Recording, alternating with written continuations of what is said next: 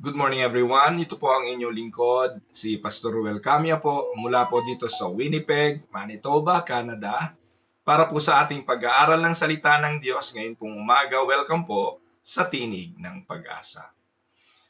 Araw po ng Friday ngayon at ipagpapatuloy po natin ang ating pong pagtalakay sa Aklat ng Mga Gawa. Nasa chapter 14 verses 21 to 28 na po tayo.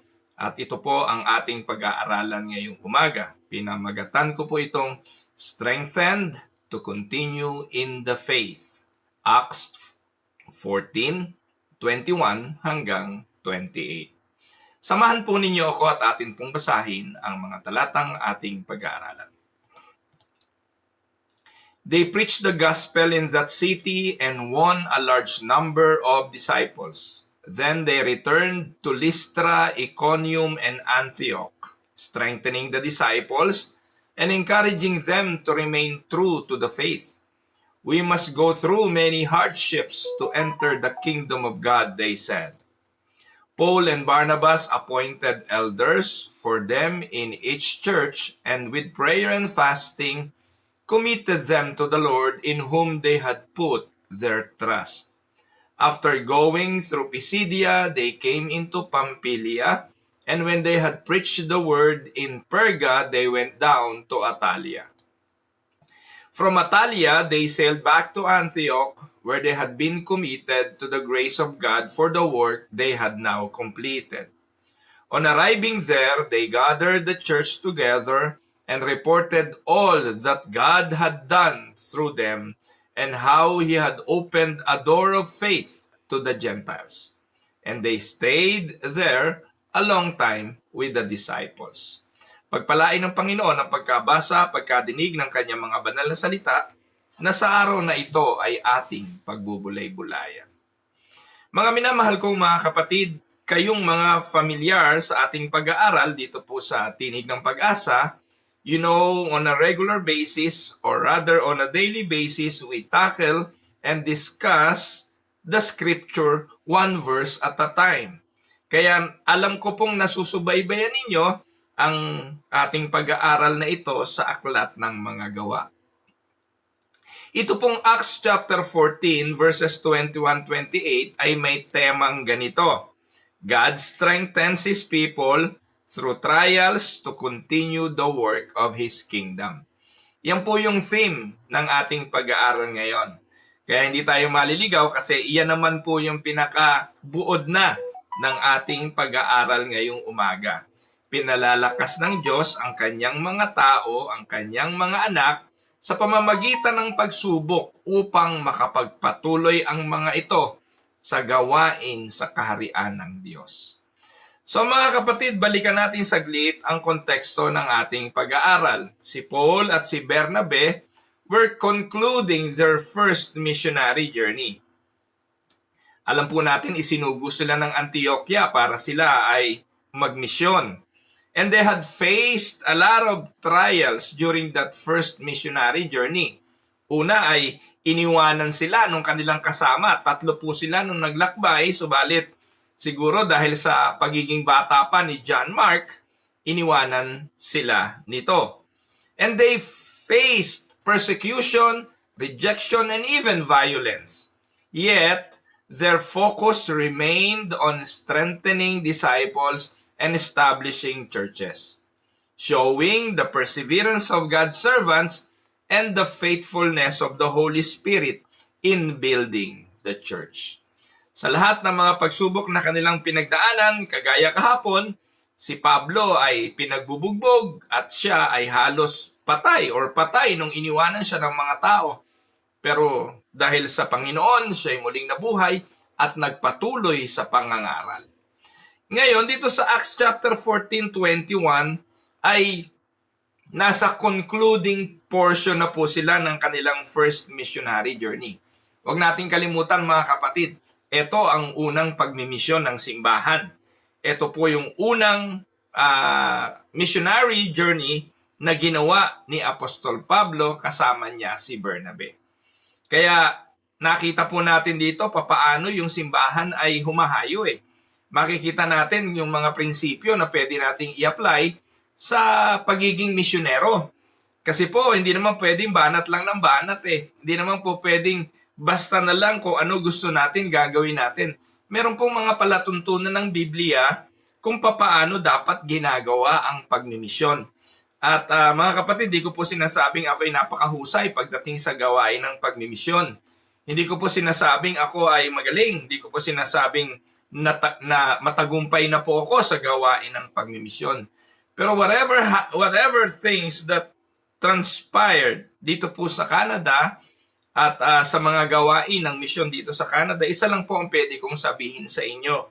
Sumunod po ang inyong lingkod sa mga prinsipyong ito. Kaya nga po ito yung ating tinatalakay. Hindi po ako gumagawa ng isang seminar ngayon para sa pagmimisyon. In fact, sa pag-aaral natin ng aklat ng mga gawa, ito mismo ang nagturo sa atin. Papaano po ba ang mga prinsipyo ng pagmimisyon? Sino po ba ang nangunguna sa pagmimisyon? Sino po ba nagbibigay ng kapangyarihan sa misyon? Sino po ba ang sumasama sa mga misyonero sa misyon? Makita po natin mula sa chapter 1 ng Acts hanggang ngayon nasa chapter 40 na tayo. Ang kumikilos sa lahat ng ito ay ang Santong Espiritu. At ang Diyos na makapangyarihan ang nagbibigay ng lakas sa kanyang mga misyonero. Importante lang na ang misyonero, kung tinawag ka sa misyon, wala kang gagawin kundi ang sundin ang kalooban ng nagsugo sa iyo. At makakaasa tayo na ang Diyos ay sasama at pagtatagumpayin niya ang kanyang misyon. In fact, sa Diyos naman ang misyon, hindi po ito sa atin. Amen? Now let's go to the exposition of Acts chapter 14, 21 hanggang 28. And let us go with verse 21. Ano po sabi ng chapter 14, verse 21? When they had preached the gospel to that city and had made many disciples, they returned to Lystra and to Iconium and to Antioch. Yan po ang sabi. So, medyo conclusion na po ito pagkatapos po nilang makapangaral, nag-ebanghelyo, nangaral po sila sa bawat city, nakalikha ng maraming mga disipulo, bumalik sila sa kanilang home church. Paul and Barnabas, according to that verse, preach saan? Sa Derbe, making many disciples. Sa verse 20, makikita po natin, pagdating nila sa Derbe, they had preached the gospel to that city. And what is the result? The result was many were made a disciple of the Lord. Making many disciples, proof that the word of God does not return in void. Yan po ang sinasabi ng Isaiah 55 verse 11 eh. Sabi ng Diyos, ang aking mga salita ay hindi babalik ng walang kabuluhan. Kaya tayo bilang mga mangangaral, dapat ganun lagi ang ating pananaw. Hindi naman nakabase ang pangangaral sa galing natin eh, sa husay nating magmemorya at sa husay nating magpaliwanag. Ang importante, ipangaral ang ebanghelyo and let the word of God do its thing. Let the word of God go to the people. Let us just preach it because we believe that the word of the Lord will not return void. Amen? So despite facing opposition in these same regions earlier, di ba sa Derbe sila inatake sa chapter 14, 5, and 6. Hindi sila tinanggap, maraming mga oposisyon. Pero bumalik sila doon. They returned to that city and they strengthened the believers. Napakahalaga mga kapatid na makita natin ang prinsipyong yan. Minsan akala natin failure na ang misyon. Pero minsan talagang iba yung timing ng Diyos eh. Naranasan nyo na po ba minsan na nangaral kayo tapos hindi kayo pinakinggan? Minsan pinagtawanan pa kayo. Pero later on, na-realize, na nakita ninyo na yung mga taong nagtawa sa inyo, yung mga taong hindi tumanggap sa inyo, kalaunan nakita nyo, naging mananampalataya. Maaaring hindi sa pamamagitan ninyo o sa pamamagitan ng inyong pangangaral, pero ang Diyos ang siyang marunong sa lahat, siya ang merong kapangyarihang bumago ng puso ng tao. And despite opposition, di sila tumigil. No? Nung una, pinagpag nila ang kanilang mga paa, pero bumalik din sila and they returned and strengthened the believers. Now, Ano yung biblical insight na pwede nating makita rito? Una, the perseverance of the saints is not merely personal endurance. It is also the grace to return and serve even where we once suffered. Ito yung tinatawag na perseverance. At ang perseverance na ito, hindi lang yan personal endurance. Hindi lang dahil malakas yan si Pablo at saka si Bernabe. Kundi yung perseverance of the saints ay pagpapatunay na sa kabila ng mga pagdurusa sa paglilingkod. Hindi tayo titigil, kundi magpapatuloy tayo. Yung perseverance of the saints does not only self-endurance when it comes to personal persecution. Minsan tayo naman may mga personal persecutions tayo eh. May mga nararanasan tayo na pag-uusig, personal. Minsan nga ang pag-uusig sa pamilya mo mismo, sa iyong sariling sambahayan. Pero hindi lang doon napapatunayan ang perseverance. Kung hindi sa layuning paglingkuran, sa layuning magpatuloy, sa layuning wag sumuko sa kabila ng mga persecutions. Yun po yung tinatawag na perseverance of the saints. Na malinaw na pinakikita sa atin dito. So the Holy Spirit empowers believers to keep obeying Christ regardless of past pain. Ang Santong Espiritu ang nagbibigay ng lakas at ng kapangyarihan sa mga mananampalataya na magpatuloy, lalo na nga sa mga lingkod ng Diyos. So, Philippians 1:29, ano sabi? For it has been granted to you. Mga kapatid, huwag niyo pong kakalimutan. Itong sulat na ito ni Apostol Pablo sa mga Pilipos ay isang talatang nagpapatunay na ang pananampalataya ay galing sa Diyos. Kung nananampalataya ka man sa Diyos ngayon, kaya ka naligtas, huwag mong ipagyabang na ikaw ang nanampalataya galing sa iyong sarili. No. It was granted to you. Ano ba ibig sabihin ng it was granted? Sa mababaw na Tagalog ay ipinagkaloob sa inyo. Pinahintulutan kayo na dahil kay Kristo ay maniwala. Can you imagine that, mga kapatid? For it has been granted to you on behalf of Christ not only to believe. So meaning, the belief that you have in Christ, the faith, the saving faith that you have in Christ, first and foremost, was granted by God. Amen? At take note, mga kapatid, kapag pinagkalooban ka ng Diyos ng pananampalataya, you will get to know Christ as the way, the truth, and the life. Saan galing yon? Basta lang ba nagising ka, nananampalataya ako kay Jesus. Kilala ko siya bilang daan, katotohanan at ang buhay. Mga kapatid, hindi. Sapagkat Romans chapter 3, verse 10, no one is righteous, none, not even one. Verse 11, no one seek God. No one understand. Yung talatang yun nagpapakita, wala namang hahanap kay Kristo. Walang makakaunawa. Bakit? Kasi lahat ay makasalanan. At bunga ng kasalanan, tayo'y naging alipin nito. At kung ikay alipin ng kasalanan, hindi ka makakalaya doon unless palayain ka ng Diyos. At pag pinalaya ka ng Diyos, binuhay ka mula sa iyong kamatayan at mula sa pagkaalipin ay inalis ka doon, ang tawag doon regeneration. Ang tawag doon being born again. At pag ikay na born again, bibigyan ka ng Diyos ng pananampalataya. Doon mo lang makikita si Jesus bilang daan, katotohanan at buhay. Yan ang malinaw na itinuturo ng Pilipos 1:29. It has been granted to you on behalf of Christ, not only to believe, but, ano pa sabi? To suffer for Him. This is in contrast sa mga teaching ni Mike Bilarde, ni Eddie Villanueva, ni Apollo Kibuloy, ni Renato Carillo, ni Benny Hinn, ni Joel Osteen, ni Joyce Myers, ni Creflo Dollar at ng katakot-takot na mga Pentecostal pastors. Sapagkat ang mga pagtuturo ng mga Pentecostal, kapag binigyan ka o ikay nanampalataya kay Kristo, ang kasunod ng pananampalataya, pag-asenso sa buhay. Ang sabi ni Eddie Villanueva ng JIL, turo to ng JIL, makinig po kayo. Kung ikay nasa JIL, magsuri ka sa mga pinagtuturo sa inyo. Ang turo ni Eddie Villanueva, poverty is a curse. And if you are in a state of poverty right now, you are cursed.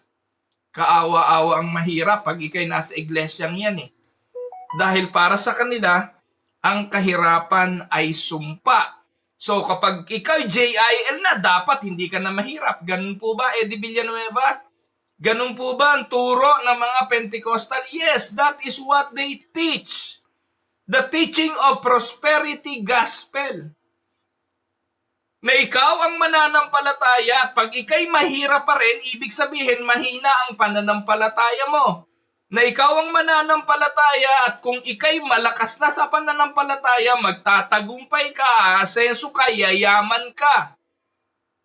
Wala kang panalo sa mga yan dahil pag ikaw ay mahirap pa rin, isa lang ibig sabihin, mahina faith mo, baka wala kang faith. Pero mga kapatid, tingnan po ninyo ang turo ni Pablo, Philippians 1:29. For it has been granted to you. Paul is talking to the Philippians. And what are the Philippians? Referring to the believers. Ang mga mananampalataya, at sinasabi niya rito sa mga mananampalatayang ito, it has been granted to you. Ibinigay sa inyo on behalf of Christ, not only to believe, but also to suffer. Pag hindi naman po malinaw pa sa sikat ng araw yan. So, ibig sabihin mga kapatid, kapag pinagkalooban ka ng pananampalatayang makilala mo ang anak ng Diyos, kasama nun, may pagdurusa. Kaya yan ang pangako, hindi naman prosperity eh. Hindi pag-asenso, huwag nyo pong papaniwalaan nyo, ay naku, maayos lahat ng buhay mo. Kapag na kay Kristo, hayay-hayang buhay. Mga kapatid, hindi ganyan ang nakita ko sa mga alagad. Hindi ganyan ang nakita ko sa pagsunod sa Panginoon. Hindi ganyan ang nakita ko kay Apostol Pablo, kay Bernabe, at sa mga mananampalataya sa aklat ng mga gawa. Kaya, if we are going to apply this, true ministry is not about comfort, but commitment. Na ang tunay na mananampalataya, kahit nga mga kapatid, hindi makaranas ng ginhawa ng buhay, magpapatuloy sa Panginoon at sa paglilingkod. Iyon ang tunay na pananampalataya. Ang sabi nga ni Job, though he slay me, I will still serve the Lord. Ang Diyos ang nagbibigay, Diyos ang siyang bumabawi. So, are we willing to return to difficult places to strengthen God's people? Kasama ang pagsasakripisyo. Kaya ang simbahan na ang dahilan kaya ka pumupuntay dahil sa saya, dahil sa ginhawa, dahil sa emotional hype, you are in a wrong church. But if you are in a church na puro na lang pagsasakripisyo, puro na lang pagdurusa, isa lang ibig sabihin, diyan ka talaga inilagay ng Diyos kasi diyan ka magagamit. But many of the believers of today, na impluwensya na nga kasi ng mga Pentecostal at mga charismatic, na ang kanilang intensyon ng pagpunta sa simbahan ay para maginhawahan, you are in the wrong church. Maybe that is not even a church. Kasi sa paglalarawan ng Biblia, sa sinasabi sa aklat ng mga gawa, may pagdurusa ang buhay pananampalataya. Amen mga kapatid. True ministry is not about comfort, but true ministry is about commitment. Amen? Minsan, yung iba sinasabi, naku, pagod na ako, kabibigay. Pagod na ako, katutulong. Mga kapatid, kasama yan sa perseverance na dapat nating pagtagumpayan. Hindi mo ba napapansin? Hindi ka naman makapagbibigay kung walang ibinibigay sa iyo ang Diyos eh. Hindi ka naman makakatulong kung hindi ka muna tinutulungan ng Diyos. At kung sa pagkakataong ito, nakapagbibigay ka ng lakas sa gawain ng Panginoon, huwag mong kalilimutan, sa Diyos din nanggagaling ang lakas. At yan ang misyon na ipinagkaloob niya sa iyo. Amen? Now, let us go to verse 22. Ano sabi ng verse 22? Strengthening the souls of the disciples, encouraging them to continue in the faith, and saying that through many tribulation, we must enter the kingdom of God. Look at now the sermon of the apostle. Tingnan niyo po, this verse summarizes biblical discipleship. Makinig po kayo, kayong mga sinasabing minementor ng pastor ninyo, kayong mga dinidisciple. Ano po ba yung biblical discipleship? Dito po sa verse 22, ini-highlight ni Apostle Paul ang biblical discipleship. Una, the word strengthening. The word strengthening is teaching the doctrine that grounds believer. Paano ba ang isang Kristiyano ay tumitibay? Paano ba lumalakas? Saan ba tayo lumalakas? Sa physical? Di mag-exercise na lang tayo at mag-gym. Pero ang binabanggit ditong pagpapalakas na ginawa ni Pablo at ni Bernabe ay ang pagtuturo sa kanila ng doktrina. Ito ang nakapagpapalakas that will make the believers grounded to their faith. Kapag hindi mo alam kung bakit ka nananampalataya, malaking question mark yon. Baka nga yung iyong pinananampalatayanan hindi malinaw sa iyo eh. Kaya po kami sa Winnipeg Unida, yung Creed, the Apostles' Creed, saligan po yun ang aming pananampalataya. Linggo-linggo inuusal namin yun eh. Nire-recite po namin yun. I believe in God, the Father Almighty, Creator of heaven and earth. So, lahat po ng creed na ito na nakasaad sa Apostles' Creed ay inaaral namin isa-isa. Itinuturo isa-isa. Sino ba yung Father? Sino ba si Jesus Christ? Sino ba yung Holy Spirit? Ano ba yung Church? So, lahat ng mga yan ay bahagi ng doktrinang dapat ituro ng pastor sa kanyang pinangungunahan na ang purpose is for the believers to be grounded on their doctrine. It will strengthen the believers. Bukod doon sa strengthening through the teachings of the doctrine, encouragement. No? Encouraging them to continue in the faith. Ano ba yung encouraging? Inspiring perseverance and to hope in Christ. And then, hindi lang po yun mga kapatid ang pagdidisipulo. Hindi lang pagpapalakas sa doktrina, hindi lang pag-encourage, kung hindi ang pagtuturo ng realidad na ang Kristiyano dadaan sa pagdurusa. Realism about suffering. Yan ang tamang pagdidisipulo. Kabalintunaan yan sa itinuturo ng G12 at ning Uriel Balano. Yung si Bishop Uriel Balano sa Pilipinas ang #1 scammer ng relihiyon. Hindi ko po alam kung bakit napakaraming mga pastor ang napapaniwala ng bishop na yan. Na kapag ikaw ay nag-G12 na, dapat ikaw ay magkaroon na ng sasakyan at after 10 years daw at ikay wala pa rin sasakyan, sasagasaan kanya. You can see that on YouTube as part of his teaching. Samantalang ang turo dyan sa Acts 14:22, pinalakas ng mga alagad ang kanilang mga kaluluwa. How? Through the teaching of the doctrine, by encouraging them and saying that through many tribulation, we must enter the kingdom of God. They teach the reality about suffering. Christian life is marked by tribulation. Hindi ng pagyaman.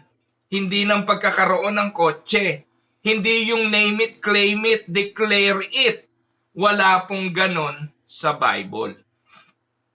Mga kapatid, hindi palibasan nagdusa ang isang Kristiyano, pinaparusahan siya. Look at the theological note na aking isinulat. Una, tribulation is not punishment.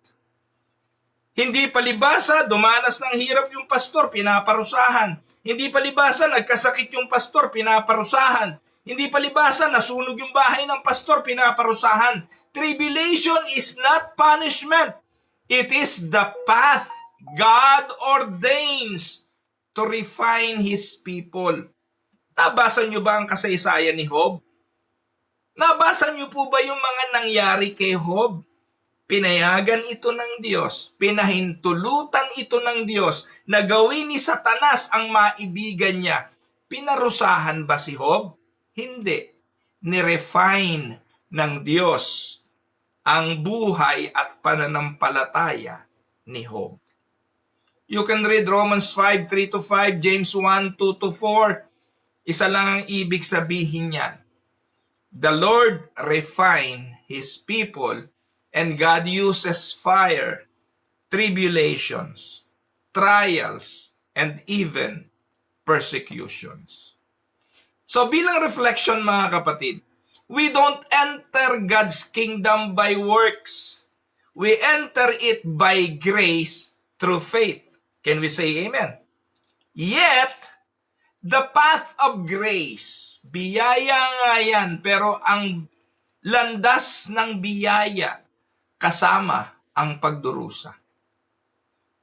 Minsan yung mga pastor na Pentecostal, when they speak of grace, they speak of prosperity, they speak of bounty, they speak of riches, they speak of all what the people wants. Kaya yung mga tao naman, sunuran sila. Mas madami sila doon sila nagsisiksikan. Kasi umaasa sila sa pangako na yung biyaya na yun ng Diyos na ipinapangaral ng mga bulaang pastor na ito ay may kinalaman sa kanilang pag-asenso sa material na bagay ng buhay. Yet, the path of grace includes suffering. God uses trials to confirm His elect and conform them to Christ's image. Huwag niyo pong kakalimutan, binanggit ko na kanina, ang sabi ng talata, Philippians 1:29, na tayo po'y tinawag, hindi lang para manampalataya, kung hindi ang makihati sa kanyang pagdurusa. Amen? So, application. The Christian faith is not a prosperity path. But the Christian faith is a cross-bearing journey. Yan naman ang sabi ng Panginoon eh. Deny yourself, carry your cross, and then follow me. And as we follow Christ, we have our own cross to bear. Ngayon, if you don't want the cross, then follow the Pentecostal way. Follow yung mga turo ng mga G12 na yan. Follow the JIL. Doon kayo magsumiksik. Kung yun ang gusto ninyo, mga pangakong kabulaanan ng pag-asenso ng buhay. Maglundagan na lang kayo ng maglundagan at magkantahan ng magkantahan linggo-linggo at magpakalasing sa paniniwala na habang nandun kayo, mababago ang takbo ng buhay nyo. You are following the wrong path. The Christian faith is not a prosperity path. It is a cross-bearing journey. Huwag niyo kakalimutan, ang manatili hanggang wakas ang siyang maliligtas. And only the faithful, only the saved can persevere. Amen, mga kapatid. Let us go, let us remind believers that tribulations are not signs of God's absence. Tribulation is God's way of refining His people. Tribulation is His refining presence. Kaya every time na may pagdurusa ka, kapatid, every time na nasa kalungkutan ng buhay, or even in the state of persecution, lalo mong unawain na nandun ang Diyos. At ito yung oras na kung saan lalo kanyang inilalapit sa Kanya. Amen? Kabaliktaran niya sa turo na kapag may pagdurusa ka, iniwanan ka na ng Diyos. Naalala niyo po ba yung mga kaibigan ni Job? Di ho ba yun ang mga akusasyon ng mga kaibigan ni Job? Ano ba kasalanan mo sa Diyos? Siguro may kasalanan ka, kaya ka nagkaganyan. Magsisi ka na ng kasalanan mo para patawarin ka na ng Diyos. Ano sabi ng asawa ni Job? Sumpay mo na ang Diyos para mamatay ka na. Yun ang mga taong nakapaligid kay Job. At yan ang mga pastor na marami ngayon. Kapag may pagdurusa buhay mo, pinaparusahan ka. Si Eddie Villanueva, kapag mahirap ka, you are cursed. Nalimutan itong pastor na ito na sa gitna ng pagdurusa, lalong nandun ang Diyos, katulad kay Job.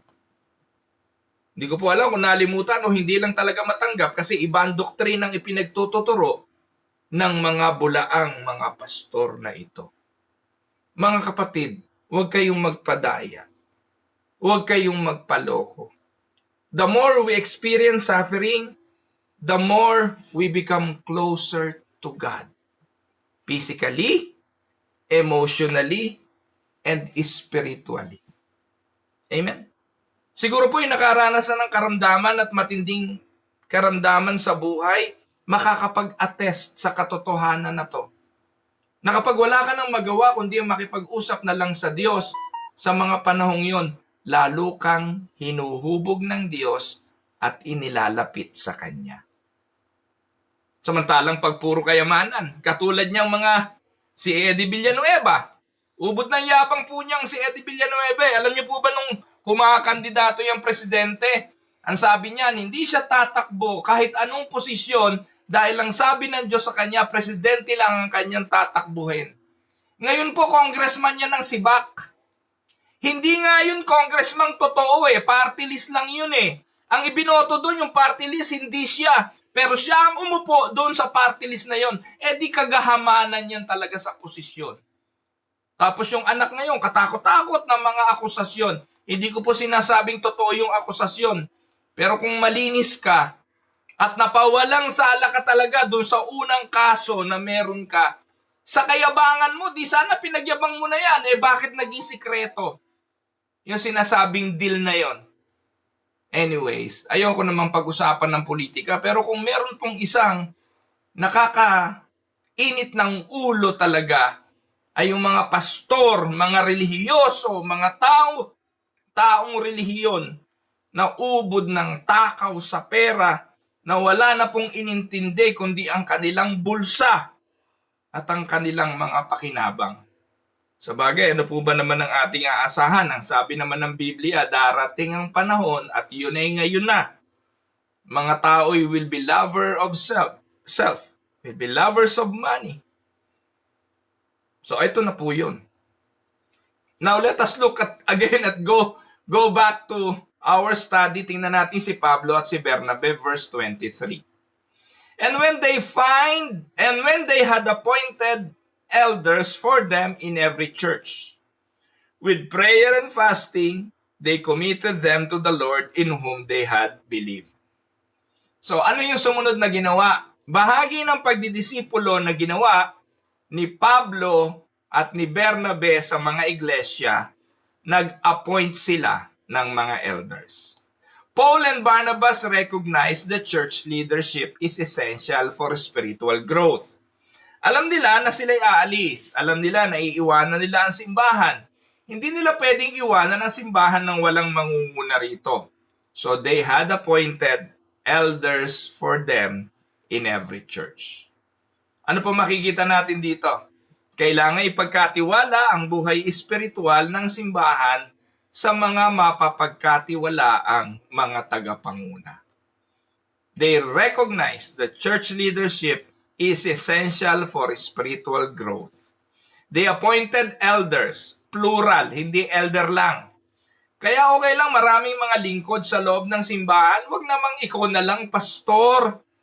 Maling-mali naman yung ikaw na nga pastor, ikaw speaker, ikaw pa presider, ikaw pa tagapagpakanta, ikaw na lang lahat. Na para bang ang gusto mong sabihin, ikaw lang ang nakakaalam nito, kaya ikaw lang dapat ang gagawa.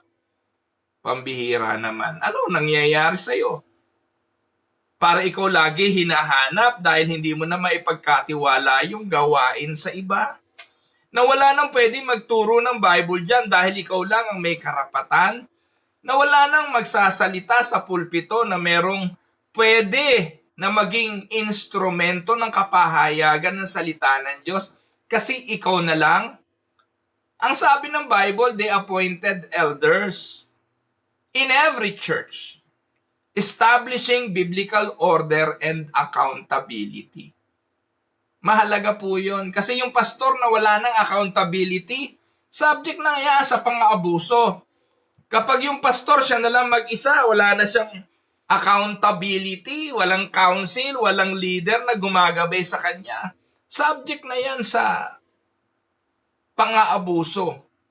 Kaya no wonder mga kapatid, yung mga bumabagsak ng mga simbahan, madalas pinangungunahan lang ng isang makapangyarihang pastor. Pero sina Barnabas, nakita nila, mahalaga ito. Kaya nga sa biblical insights, this verse supports the way we should run the church. May eldership in each local congregation. Leadership is not autocratic, but shared among qualified men and even women, called and equipped by God. So, bilang application mga kapatid, healthy churches are led by spiritual, mature, prayerful, and accountable leaders. Importante na mag-train ang pastor ng mga leaders na katuwang sa ministeryo, na pwede niyang pagkatiwalaan sa mga panahon na siya ay mawawala. Every ministry must be anchored in the Lord's authority, not human ambition. Amen? Kaya salamat.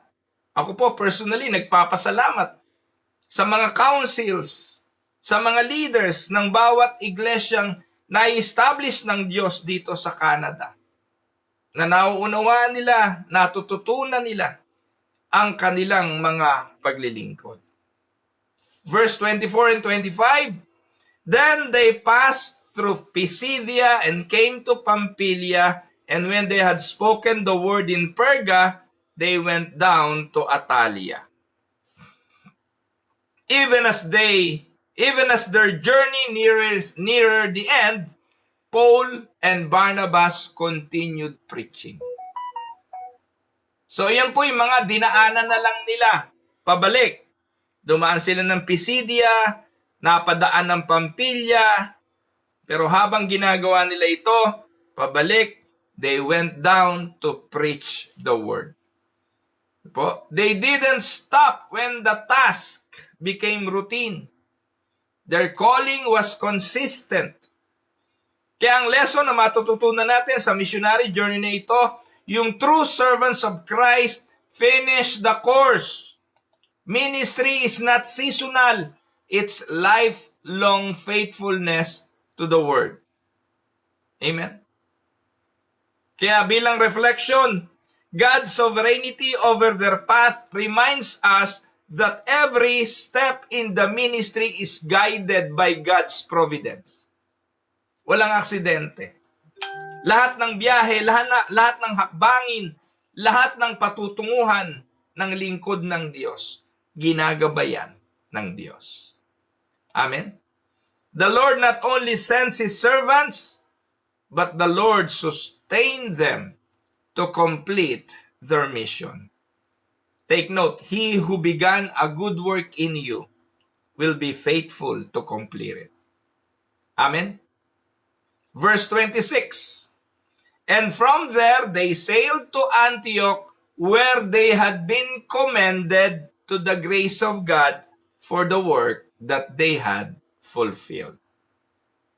So dito makikita natin, bumalik na sila sa Antioquia, ang simbahang nagsugo sa kanila. And they complete the mission na ipinagawa at kanilang ginawa. Ito ang missionary journey. Hindi yung pasyal-pasyal lang. Nako, ang dami kong kilala. Mga nandito kung saan-saan, pag uuwi ng Pilipinas, sabi magmi-mission. Kung sumisyon kayo, di naman kayo nagmi-mission, namamasyal lang kayo. Huwag niyong tatawaging mission yung pamamasyal nyo. Pupunta kayo sa kung saan-saan mga lugar, pinupuntahan nyo naman doon, mga simbahan na rin. Para lang makapasyal at tatawagin nyo ito na misyon. Mga kapatid, ang misyong ginawa ni na Pablo na puno ng persecution, na puno ng pagdurusa, na puno ng pagsasakripisyo, pero nakapag-establish ito ng mga simbahan. Lumaganap ang salita ng Diyos, nakapagdisipulo sila at marami ang sumampalataya sa Diyos. Yun ang palatandaan ng tunay na misyon. Marami po mangangalap ng pondo, ipapag-mission daw, mamamasyal lang naman, nakikita. Yung iba naman, walang kinalaman sa misyon, hindi nga marunong magbukas ng Bible. Pero kasama, mga konsumisyon kayo. Tapos tawagin yung misyon. Mahiya naman kayo. Though they fulfilled their task not by their strength, but by the grace of God. Amen? Now, ano ang theological insights? Take note, grace is both the starting point and the sustaining power of all true ministry. Biyaya ng Diyos ang pasimula at ang nagbibigay kapangyarihan sa lahat ng ministeryo. Their success was not measured by fame or safety, but by faithfulness, obedience to God's calling. Naalala ko po yung pelikulang The End of the Spears, kung saan ang mga missionary na pumunta doon sa Waorani tribe, pagdating po nila roon, winelcome sila nung tribe, pero pagkatapos pinagpapatay po sila. Yung pong mga missionary, may mga dala silang baril for safety. Pero alam nyo, hindi nila naiputok yung baril. Hindi nila nagamit yung baril. Dahil ang layunin naman talaga nila ng pagpunta ron ay ang pagmimisyon. Pinagkakatay po sila ng mga tribo, pinagpapatay sila, pero yung kamatayan nila, hindi nangangahulugang failure of the mission. Yung asawa po ng isang misyonaryo bumalik doon sa tribong yon, and she started another mission. Eventually, naging dahilan para yung kanyang asawa ay makakonect doon sa mission, and eventually, naging mananampalataya ang marami doon sa tribong yon. If you want to watch that movie, ang title nun sa YouTube, The End of the Spear, o yung dulo ng sibat. Yun ang title nun. Mapapanood nyo po yun, yung pelikulang yon. So the success was not measured by fame or safety, kundi sa faithfulness and obedience of God's calling. Amen? So in application, whatever God calls us to do, His grace will enable us to finish it. Amen? Faithfulness is the true measure of ministry success. Hindi yung ilan ang nanampalataya, ilan ang nailista, ilan. No, hindi. The measure of ministry and its success ay faithfulness ng mga naglilingkod. Amen? Now, verse 27. And when they arrived and gathered the church together, they declared all that God had done with them, and how He had opened a door of faith to the Gentiles. So Paul and Barnabas gave a mission report. But let us notice how they spoke. Paano sila nag-ulat? Inilatag ba ni Pablo at ni Bernabe ang mga pinuntahan nila, yung mga ginawa nila? Minsan nakakatawa yung mga nagre-report ng mission Eto yung ginawa namin, kumain kami ng ganito, nakakita kami ng ganon, nagpunta kami sa ganon. Walang ganong klaseng ulat.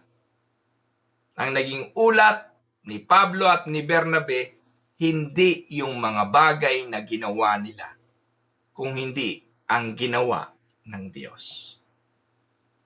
Paul and Barnabas gave a mission report, but notice how they spoke. It was God who did the work.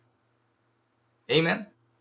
They declared all that God had done with them. How God opened a door of faith. Ipinapakita po rito mga kapatid ang katotohanan. They emphasized that God had opened the door of faith. He is the one who calls the converts. God is the one who opened the door. Hindi po silang mananampalataya. Ang Diyos ang siyang nagbubukas ng pinto ng pananampalataya. So maging ang pananampalataya, katulad ng binanggit ko kanina, galing yan sa Diyos. It is God who will grant the faith. Amen? So, biblical insight. Salvation is God's sovereign work. For by grace you have been saved through faith. This is not your own, not the work of the flesh, so that no one may boast. The opening of hearts to faith is the Holy Spirit's work. Acts 16:14. Missionaries are instruments. God is the actor. Ang mga misyonero ay instrumento. Ang Diyos ang siyang kumikilos. So in application, every success in ministry must lead to praise and not to pride. Amen? The glory belongs to God alone. Soli Deo Gloria. At ang huling verse 28, and they stayed there a long time with the disciples. After finishing the mission, Paul and Barnabas stayed with the believers, nurturing fellowship and mutual encouragement. Ministry didn't end with the journey, it continued in community. Ang lesson? Rest is not withdrawal from ministry, but refreshment in fellowship. The church strengthened when believers spend time together in grace and truth. Amen? So in application, faithful servants need seasons of restoration within the body of Christ. Even apostles need fellowship. We too grow by remaining with the disciples. May panahon din ng pagpapahinga. At yung panahon ng pagpapahingang yon, hindi pagtigil sa ministeryo, kundi panahon ng pagpapalakas, pagpapatibay. At huwag niyong kalimutan, pagkatapos ng pahingang yan, nagkaroon ng second missionary journey.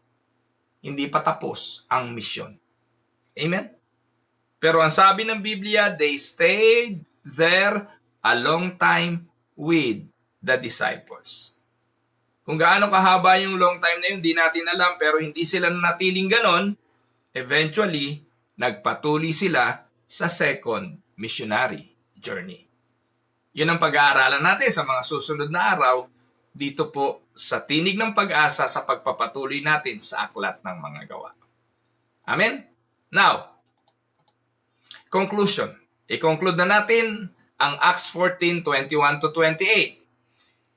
These verses paints a picture of faithful spirit-filled ministry. Ano yung spirit-filled ministry? Sabi, preach the word faithfully. Strengthen disciples through doctrine and encouragement. Persevere through tribulations. Establish godly leadership. Give glory all to God and remain in fellowship with the saints.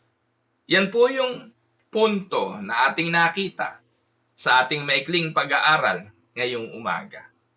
Yan ang ginawa ni Pablo at ni Bernabe. They preach the word, they strengthen disciples, they persevere through tribulation, they establish godly leadership, they give God all the glory and remain in fellowship. Pastor, kung ikay misyonero, sundin mo yan. Gawin mo yan. Yan ang katapatan sa pagmimisyon, yan ang gawain ng isang tagapaglingkod. So ano pong reflection questions na pwede nating pagbulayan? 1. How can we strengthen the faith of others in times of tribulation, like Paul and Barnabas did? 2. What does it mean to continue in the faith when life gets difficult? 3. In what ways do we see the grace of God sustaining us in the ministry? And the last, are you giving God the glory for what He has done in your ministry and life? Sagutin po nating mga tanong na yan.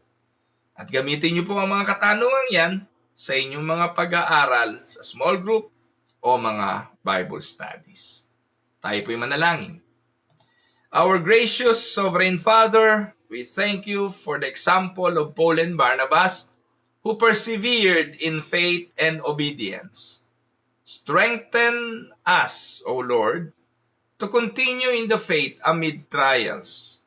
Help us, O Lord, to build up others to serve faithfully and to glorify you in all things. This we ask in Jesus' name. Amen and amen.